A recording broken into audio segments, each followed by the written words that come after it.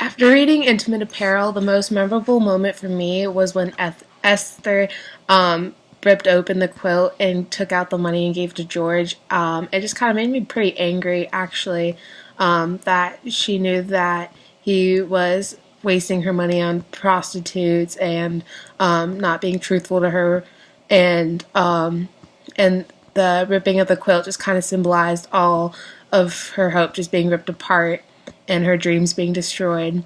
And it really made me feel sorry for her, and it was just the most memorable part of the play, and it really stuck out in my mind, even though it wasn't necessarily a very nice moment. It was kind of depressing. And for the three themes, the first one I said would be deceit. We see lies throughout the entire play, like Mrs. Van Buren helping Esther write the letters to George, and George having another man write his letters to Esther, and what he plans on doing with the money, and Esther lying about being able to read, and finally Esther is honest at the end, and that ties into the second theme, that the truth will prevail, like when she admits that she didn't write the letters and that she can't read, and when Mamie finds out about George being Esther's husband, and Esther finding out about George's lies, we just see that the truth usually does prevail in the end. And for the final theme, I said that it was the superiority of husband to the wife, or just men in general. We see this because George won't let Esther do anything with her life until he has made a name for himself. And Mrs. Van Buren's husband, who's horrible to her and spits at her because she can't have babies, and Mrs. Van Buren suspects that he has a mistress, all just because she can't get pregnant. And it just kind of depicts that men are superior to women in the play. And I think that this play reinforces African American stereotypes.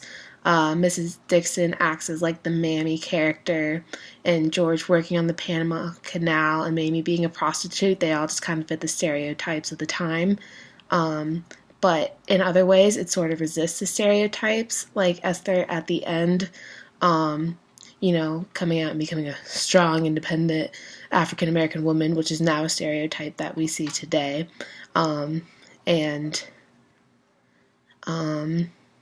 I think the purpose of the play was to give a glimpse into the lives of African American women in the early 1900s, and it was also saying that women were defined by their men, not by their own success. For example, Mamie not thinking that she can be anything better than a prostitute, and Esther not being able to do anything with her life until George has a name for himself.